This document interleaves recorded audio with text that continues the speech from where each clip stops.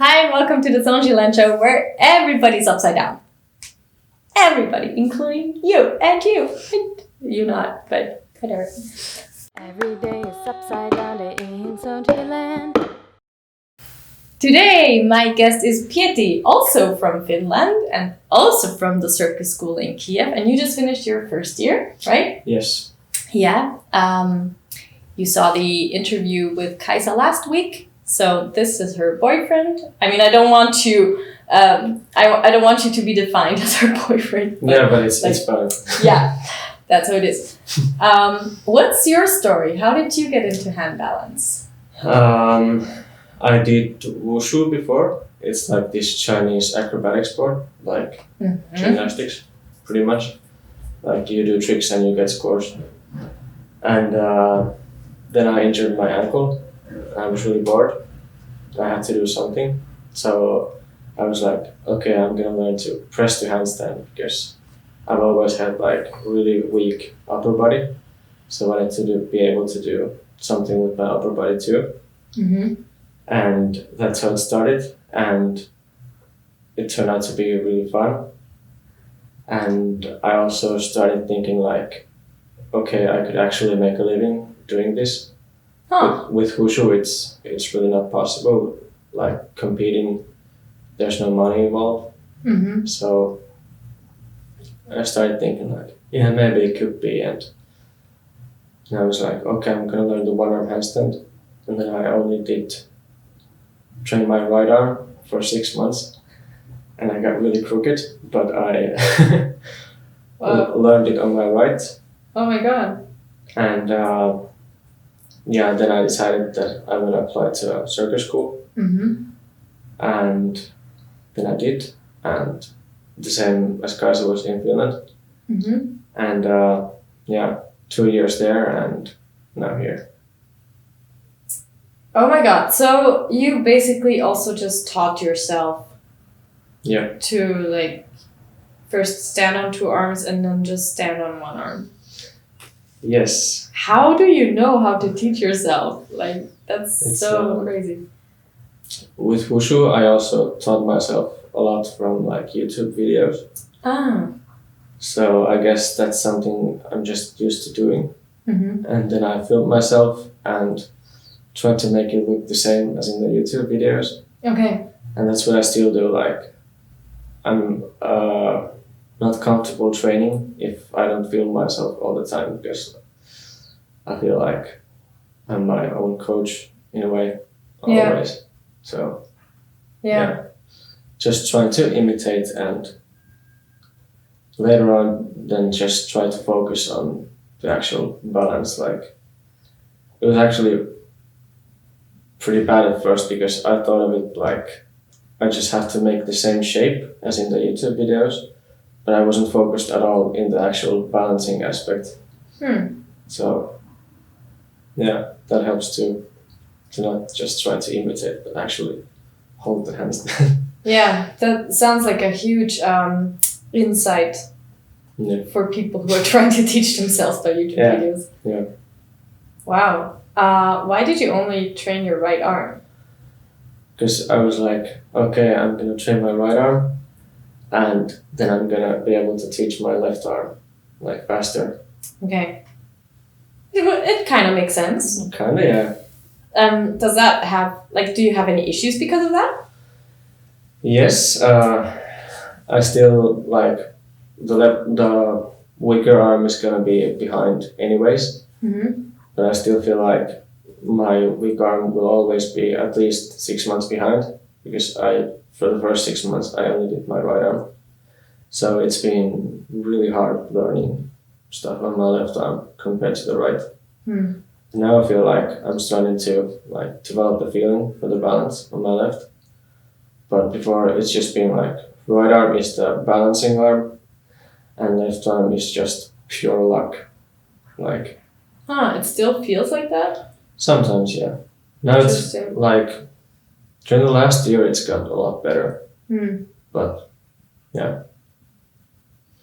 Okay. So when you got into that circus school in Finland, was it the same reason why you came here to Kiev afterwards? Yeah. Or like, what was your thought process on that? I wanted to be a handbalancer, and I wanted to do handstands, and that's why I went there. And it turns out there was so much other stuff I had to do that I didn't have the time for training. We had a really good coach there. He's been training here also and in Moscow. Oh, wow. And he's still performing on a really good level. But it was only 1 or 2 classes in a week. That's nothing. Yeah, it wasn't enough. Yeah. So yeah, that's why we decided to come here. Why do they do that? Do you know? I think it's because they feel like they want to give the students everything, so that they can work anywhere and do anything. Or as a generalist. Yeah, but to give the students as much work possibilities as possible. But in the end, the competition is huge in this field. Yeah. So you have to be on a decent level in at least something. Yeah.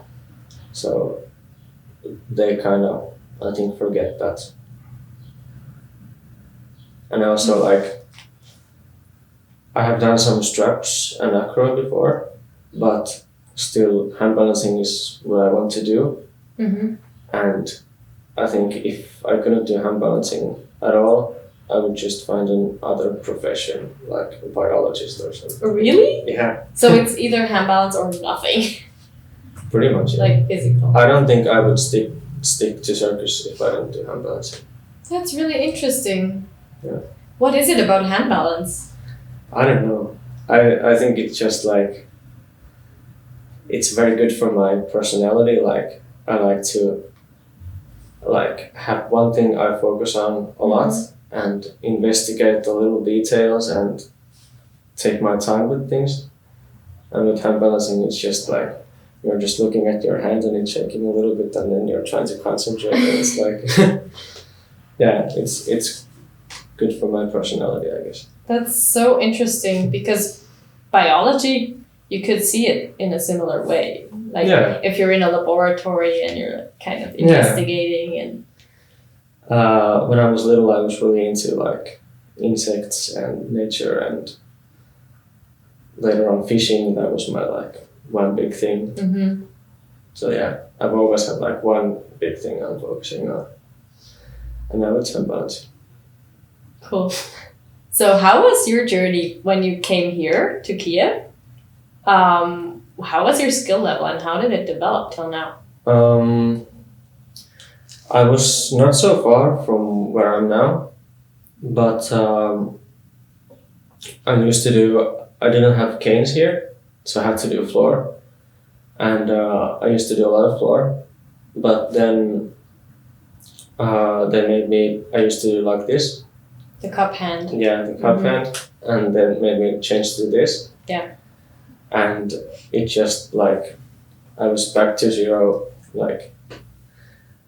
So you couldn't balance on 2 arms, that's what you told me. Yeah, pretty much, yeah. Like, I had no power in my fingers, I had no feeling for it. So it was like, I went from training 1 arm switches on the floor to training just 2 arms tucked straight. I was able to do 2 times, and then I failed. Wow, that must suck so hard for your motivation. Yeah, it was hard. And for the whole like fall, I didn't even have blocks. So I just had to stick with it. And now I'm changed back to this. To your old hand grip. Yeah. Oh really? Why? I don't know, it's just, everything just works so much better. Okay. Like, there are preferences and things that work for different people, but for me it's like, this is just, I think I have really flexible wrists, so I don't really get like any, I have to like, if I have to push in front, I have to do it with just force. I don't have anything like, any support in my hand, I guess. That's really interesting, actually. So, do you think there is like one perfect technique for everybody? No, because everybody is very different. And for me, for example, my right arm is very different from my left arm. I think probably because of the beginning, like I haven't turned my right arm.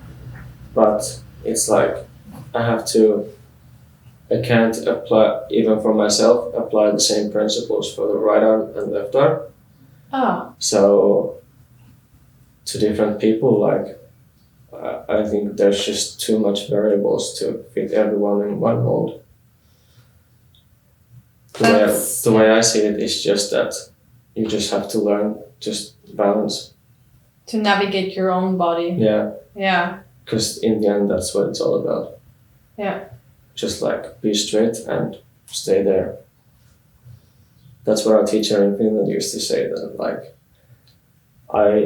I tended to overthink everything, and I was like, where should I like feel like I'm pushing my legs, and where should my shoulder go and everything, and he was just like, no, just stay. And it just like started working really well. Huh. Think less. Think less and do more. And also I was here in the Raw Art Summer School 2 years ago, and I was training there. With Natalia. Yeah, and I had all these like very specific questions about handstands and technique and stuff, and then at one point she had Taras her son come translate, and she was like she told me like you should do more like moving the blocks so that you don't have to ask so many questions. And then I did the summer school, and I went to Finland, and I just did like moving the blocks and some flags for 1 month, and then I tried to do the one arms, and it was so much better than before. Interesting. Yeah. Yeah, it's easy to overthink. Yeah. Because we're cognitive people somehow. Yeah. And I don't know, I think to a certain degree, if you understand what you're doing, it helps. But there's a line where when you start to just be too much in your head about it, it becomes counterproductive for sure. Yeah, I've crossed the line so many times. Like at best, I think I've changed my whole technique like 3 times in one session. And it's like you don't develop any muscle memory, so it's not gonna work anyway. Like you can try all the tricks, like I can put my shoulder more here and turn more here and stuff like that, but in the end you just have to stick to one thing and just grind it out until it works. Yeah. Oh my god, I need to hear this because I am a little bit like that. And I mean, you know my straddle one arm, I always twist an insane amount on the right side, but not on the left side. Yeah, so it was the same for me too. Really? How did you get rid of that? Just, I think, repetition and developing the feeling for it. Like, just recently I watched the first video I have from me holding a one-arm handstand. And I was like, my legs were on completely like horizontal level, and it was like twisted like really a lot. But you were holding it? I was holding it, yeah.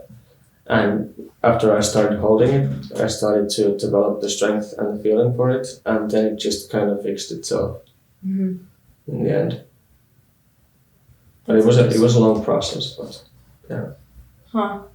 Because so everybody I talk to is trying to make me fix the rotation. Almost everybody I talk to. And the thing is, I don't have the feeling of when I'm straight, I could never hold it. Like I don't feel nothing. But when I'm rotated, I feel like, okay, this could work, but the position is just crappy. No. What is your advice in my case? I don't know. I would say just, well, the block walks are a great tool for myself to fix like any technique issues. Like because you get so much repetition of just like pushing into one arm, the weight shift. So for example, if I have a really bad day and nothing stays, I'm gonna do block walks and try to think as little as possible and just concentrate on like supporting myself with the hand. And I don't even think like if I'm gonna be straight or not. And usually I just end up being straight. That's super interesting. What are you working on right now for yourself? I have this idea like I have to be on this certain level until I'm ready to move on from school. And which means that I'm gonna have all the straight positions and transitions between them on one arm, like tuck, straight, straddle, and figures on both sides and all the flags on both sides, and then lower to crock and one arm like crock pop and one arm press. And now I'm just cleaning the straight positions and the transitions, and then I'm working on lower to crock and crock pop, and after I get those, I feel like I'm gonna start working on the one arm press, because now it would be too much like total stress on my body. I would just break, couldn't do anything. So yeah, the load is already like everybody's pretty much at their edges. Yeah. I also saw you do some planching in your practice, and also Kaisa, which is crazy. I have to fangirl her. Yeah. Planching it's like it's something I'm not really focusing on, but I definitely want to have a good planche in my act someday. Just a straddle planche. I'm really tall, so and I have really long arms, so full planche would require so much from me, but really nice straddle planche would be cool. And also good Mexican. But those are like some things like if I have energy I will work on them, but that's not the main priority. So it's more at the end of the practice if there's something left. Yeah. If there's time to kill, I will do them. Yeah. Are you thinking about your future already? Where you want to go and what you will do? Yeah. Well, Cirque du Soleil, of course. That would be the ideal life, to perform there on a level that I'm satisfied in. Yeah. And also some maybe smaller shows, maybe some like I used to do this like handstand comedy number in Finland, this bright green bodysuit, and it's hard to explain, but that's something I would also like to continue. So comedy and handstands? Yeah. In general, or like the specific number? Yeah, the specific number, I think. So yeah, but that would be like Cirque du Soleil, serious, impressive, epic number, and then some like smaller comedy gig, handstand gigs in some places. Cool. And also teaching at some point. I feel like you could already teach, because you're such a thoughtful person and like you have a lot to say about technical things, and like you already said it yourself, like you went over the top with overthinking things. Yeah, that's what I do. I think about things. Yeah. Have you thought about starting online coaching or offering coaching maybe? Yeah. In a small amount? Yeah. Next summer we have some workshops in Finland. Nice. And I'm also offering private lessons. I haven't got any inquiries yet, but I hope you will get some after this interview. Let's hope so. But online coaching would definitely be an option at some point. Yeah, it's like the workshops like live situation is I feel like it's for like testing out how things feel. Yeah. And after that, online coaching, I think I will go into it. Yeah. I also feel like real life experience and hand-on experience is so valuable, and I don't see how people give online coaching without that. Yeah. Yeah. But yeah, super interesting life of yours here, and also your future. Thank you. I want to talk more. I want to know more about it. I asked the same question to Kaisa. How do you feel about the life here in Kiev, just in general, also regarding your training and your daily life? It's very different to what I'm used to in Finland. It's hard to find the same foods. Oh, yeah. But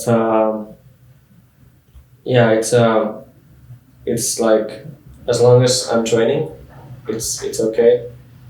But if I'm like injured for a while, it's really heavy because there's like I would need to like really put effort to finding new other things to do here. Yeah. Than just hand balancing, and like all the whole social life here is about hand balancing. Like, yeah. That's what everyone talk about all the time. So it's as long as you're like training all the time, it's super good. Yeah. But outside of that, it would require some effort too. I guess the only option is to never get injured when you're in Kiev. Or if you're injured, just work around it. Or I don't know. How do people deal with it here? Yeah. I don't know. I play Pokemon in our room. So what kind of injury do you have, or did you have? I've had some back problems, like my middle back is super stiff, and sometimes it gets really painful, and like my rotation is very limited. And pretty much for the last, I think, 2 years, like every time I breathe super deep in, it hurts in my back. Interesting. Yeah, but that's something I've gotten kind of used to, and it really doesn't bother the training that much. But sometimes that like irritates more, and then I'm out for a while. And now I've had like this shoulder injury from water cracks. It didn't come down like as planned, and something happened. But then yesterday I actually did some rubber band exercises. Like this one guy at the gym told me to do like everything with the rubber band that doesn't hurt. And I did it for a few minutes, and then I woke up in the morning and it was like absolutely no pain at all. Oh, cool. Like, yeah. Magic things happen. So I guess that's gonna be how I deal with shoulder injuries from now on. Do rotational. Yeah, like this and like every direction. That doesn't hurt. Sounds smart. Okay, I'm gonna ask you one last question to wrap it up, and that is, what is your advice for those kinds of people like you and me who tend to overthink things? Just to focus on the feeling more. And like pretty much if you're supporting yourself with the arm, then the rest of the body will obey the arm. Okay. So you don't really have to be so concerned about like push up chest in background, abs in, like all those little details. Yeah. That's gonna just interfere with the feeling of the balance. You just do a lot of repetition and stick with one technique. Don't do what I do and change the technique 3 times in one session. Yeah. That's not gonna lead to muscle memory, and that's not gonna lead to like me being confident about the tricks. That's just going to lead to this huge confusion that handstands is about luck and not skill. Like, for me, it's been so long time that it's just like, especially on my left arm, like I do the weight shift, then I put the fingers, and it's like I have no idea what's going to happen when I take the arm off. Like, ooh, it stayed. And then the right arm is like, yeah. But yeah, just keep it very simple. And if you have a bad day, don't change everything because you had a bad day. Just stick with it. Do something simple like block walks or something. And just work through it, basically. And if you do the exercises, then at some point it also has to like, there has to be some improvement. Like no matter what you do, if you just do the same thing over and over again, you're gonna get better at it. So yeah, I think that's the main point. That's amazing advice. Very good. Thank you. I'll take it to heart. Thank you so much for coming on the show. Thank you. And also for like making our life here so nice. It's so great to hang out with all of you. You too. And we'll definitely come back next year, as I said already That's in awesome. one of the interviews. I don't remember which one it was. Yeah, I will put all of his contact information down below. Check him out on Instagram. He's amazing. And also look out for his workshops. Or are you going to do the workshops together, you and Kaisa? Yeah. Even better. Oh my god. Go to their workshops, meet them, and yeah, I hope you enjoyed this interview. As always, if you have questions, comment down below. And other than that, remember that it's never too late to start doing what you love. And I'll see you next Monday on the Soundschi show. Just talk to me. Yeah. Okay. Yeah. Hi!